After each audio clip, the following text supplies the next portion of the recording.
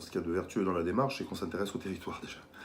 Parce qu'effectivement, aujourd'hui, il faut changer d'une vision purement citadine des politiques publiques pour vraiment se rapprocher des acteurs de terrain et des besoins de territoire qui ne sont pas tous les mêmes, dans plus d'un territoire à un autre. Le poids des personnes âgées, on le sait par exemple, n'est pas le même d'un territoire à un autre.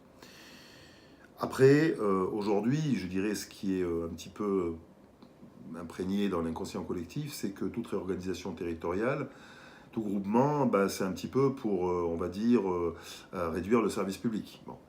Donc si la vocation de ces GHT n'est que, je dirais, économique, je pense qu'on passe à côté de quelque chose, parce que ça peut être le moyen, à un moment donné, justement, de réadapter, de restructurer au niveau local, je dirais, les politiques publiques. Par contre, ça ne passera pas sans un exercice d'information du public, qui, je dirais, doit comprendre cette mécanique-là. Aujourd'hui, on le voit malheureusement beaucoup dans la rue, mais les gens pensent qu'on leur enlève du service public en permanence, alors que le problème, c'est pas plus ou moins de service public, c'est comment il est organisé localement. Donc effectivement, cet exercice de pédagogie sera capital. Non seulement ça devra être adapté à la thématique du territoire, je veux dire, on parlait des personnes âgées, effectivement, on sait que le poids de personnes âgées de 65 ans et plus, dans la Creuse, sera de 40%, alors que dans les Hauts-de-France, il sera de 27%. Donc ça, il faut en tenir compte dans cette logique-là.